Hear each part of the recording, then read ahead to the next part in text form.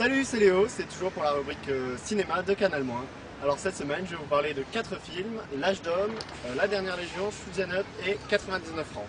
Et je vais le faire sans danser la tectonique, parce qu'il y en a marre la tectonique. Merde. Bon, tout de suite, L'Âge d'Homme. Alors L'Âge d'Homme, sous-titré Maintenant ou Jamais, ça n'a rien à voir avec Transformers. Mais rien du tout. Autant Transformers c'est un film d'action américain, autant L'Âge d'Homme est une comédie française réalisée par Raphaël Pechtot avec Romain Duris. Tout le monde aime Romain Duris. Il est exceptionnel, il porte le film, il fait 12 000 rôles. Il y a même une scène où il joue Léonard de Vinci qui fait du hip-hop, c'est vous dire. C'est dans le style, c'est un peu dans la continuité de l'auberge espagnole et des poupées russes.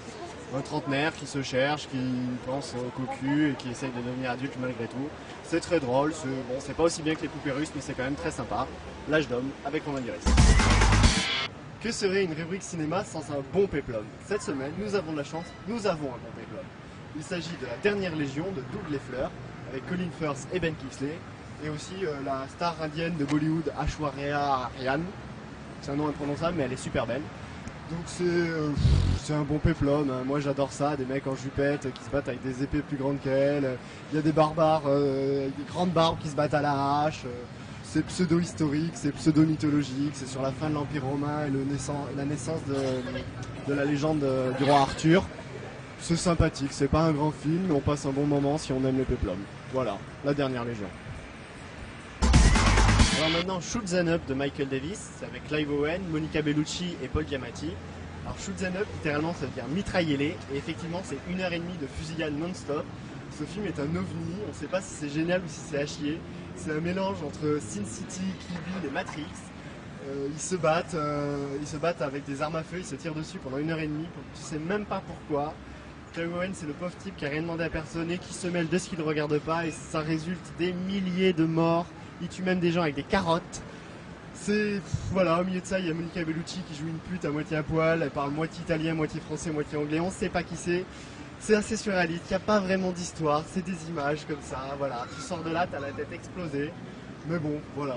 Si t'aimes les fusillades et les armes à feu, va voir ce film. Sinon, bah, c'est à toi.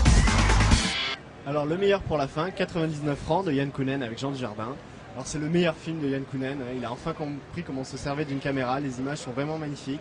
Jean Dujardin fait sa meilleure prestation, on a l'impression de voir Frédéric Becbédé qu'il interprète dans le film du début à la fin.